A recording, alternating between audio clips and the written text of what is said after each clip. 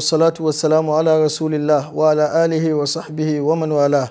Amma ba'adu, yan uwa masu kallo da sauraren mu, assalamu alaikum wa rahmatullahi wa barakatuh. Barkanmu da sake haduwa a cikin shirin mu na dausayin sunayen Allah, inda muke karanto sunayen Allah, muke fassara su zuwa Hausa, muke faɗin ma'anarsu da abinda suka kunsa na kasancewa su mafi kyawun sunaye da yadda ake bauta ma Allah da su.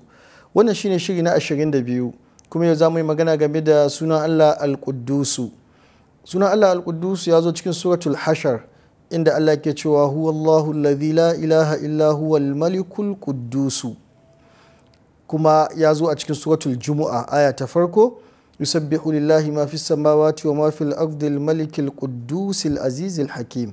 Kaga al-Quddusu suna ne na Allah wanda ke nuna a tsarkake Allah. Al-Quddusu shine wanda ya tsarkaku daga kowane aibu, wanda ya tsarkaku daga kamanceceniya da wani. Yanzu in ka ce al-Quddusu sunan Allah shine wanda Allah ka tsarkaku daga baka bacci, baka angaje, baka bukatar cin abinci, baka bukatar ɗa, baka bukatar mata, ka tsarkaku da duk wani abu da yake na aibu ne, na nakasa ne.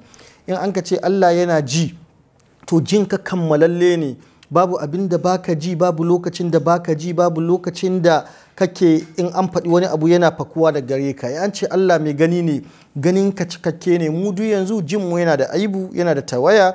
Idan kana Sokoto aka yi magana a Kano ba za ka ji ba in ba ta waya ba ne. Idan kana cikin gidanka masu gadin ka suka yi gulmarka ba za ka ji ba. Idan ka fita cikin gida aka yi gulmarka ba za ka ji ba. Idan ma'aikata a ofis suka yi gulmarka ba za ka ji ba, saboda jinka yana da tawaya. Shi kuma Allah al-Quddusu, duk wani abu na tawaya Allah an jaye mai shi. Wata Allah ka tsarkakuwa daga dukkan wani abu na aibu. Duk wani abu da za a iya jingina ma dan adam a ce yana da aibu, to kai ka tsarkaku daga gare shi. Tsarkakuwa ta biyu, ka tsarkaku daga kamanceceniya da wani. Laisa kamithlihi shay'un wa huwa as-sami'ul basir.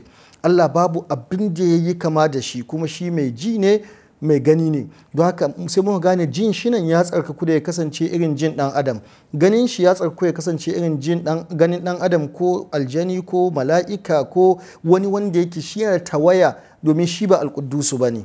Don shi misali Allah tabbatar maka ne siffa, kamar Allah tabbatar maka ne yana da hannu cikin Qur'ani, ko ya tabbatar maka ne yayi istiwa'i, sai wasu ce za mu tsarkake shi, sai mu ce ba hannu ake nufi ba, kudura ake nufi. To dama Allah tsarkake yake, shine al-Quddusu, bai bukatar sai wajen tawili za a tsarkake shi. A'a, ya tsarkaku da bai yi kama da dan adam ba tun daga farko, bai yi kama da wata dabba ba, bai yi kama da aljani ba, bai yi kama da mala'iku ba. Laisa kamithlihi shay'un, babu abin da yayi kama da shi. Shine al-Quddusu, wanda aka tsarkake shi, ya tsarkaku daga kamanceceniya da dan adam, ya tsarkaku daga kamanceceniya da duk wani abin halitta, kuma ya tsarkaku daga aibi.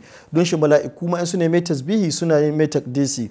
Lokacin da Allah tabaraka wa ta'ala ya kaddaro dan adam zai shiga, ya kaddaro annabi Adamu, inni ja'ilun fil ardi khalifa, yace mala'iku zai sanya khalifa bayan kasa.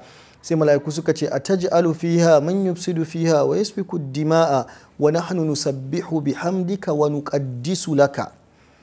Mu muna tasbihi, za ka sa cikinta wanda zai yi banna, zai zub da jini, ga mu muna tasbihi da gode maka, sannan muna tsarkake ka, wa nuqaddisu laka, muna tsarkake ka. Don shi annabi sallallahu alaihi wasallam idan ya sujuda yake kiran Allah da wannan sunan, sai ce subuhun quddusun rabbul mala'ikati war ruh. Subuhun quddusun rabbul mala'ikati, wanda ake tsananin wa tasbihi. Tasbihi shi ma wani nau'i ne na tsarkakewa. Sannan quddusun, wanda ake tsarkakewa daga dukkan wani aibu, wanda ya nisanta, ya tsarkaku, ya nisantu, ya tsira daga dukkan wani aibi. Quddusu rabbul mala'ikati war ruh, ubangijin mala'iku da kuma mala'ika Jibril shine ar-ruhu. Don haka al-Quddusu shine wanda ake tsarkakewa, wanda ya tsarkaku. Don haka baka bukatar ka zo ka ce zaka tsarkake Allah daga kaza, in yace yana da siffa kaza zaka tawilin ta ka kawo wata siffa domin ka tsarkake shi, domin Allah tsarkakakke ne, shine al-Quddus, ya riga ya tsarkaku daga waɗannan abubuwan. Sai mun haɗu a shiri na gaba, za mu ji wani sunan Allah wanda yake assalam. Kaga Allah ya kawo su tare a cikin suratul Hashar, huwallahu, sai ya ce huwallahu alladhi la ilaha illa huwa al-maliku al-quddusu assalam. Al-maliku mai mulki yau in ya gama za a kai shi EFCC, za a kai shi ICPC, za a kai shi kaza, yana bisa mulki, wani za a mai petition, bayan ya sauka za a ce yayi sata, za a ce yayi kuskure kaza, in mun zo za mu gyara kuskuren da yayi.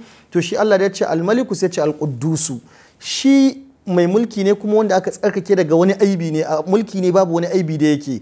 Don shi yake hada wa'annan sunayen guda biyu ko cikin suratul Jumu'a yusabbihu lillahi ma fis samawati wa ma fil ardi al malikil quddus al aziz al hakim. Malik mai mulki ne amma ba irin mai mulkin da zai ce nayi kurakurai ku yafe min ko yayi kurakurai, a'a, amma mulki ne wanda aka tsarkake daga ayuba. Sai mu haɗu da shiri na gaba mu ji assalamu, wanda shi ma yana da alaka da al-quddusu, don shi Allah ya hada su waje daya a cikin suratul hashar.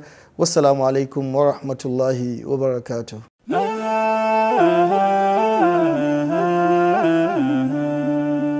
Haske mai leƙa gidan kowa Afirka TV. TV3 tafarkin rayuwa.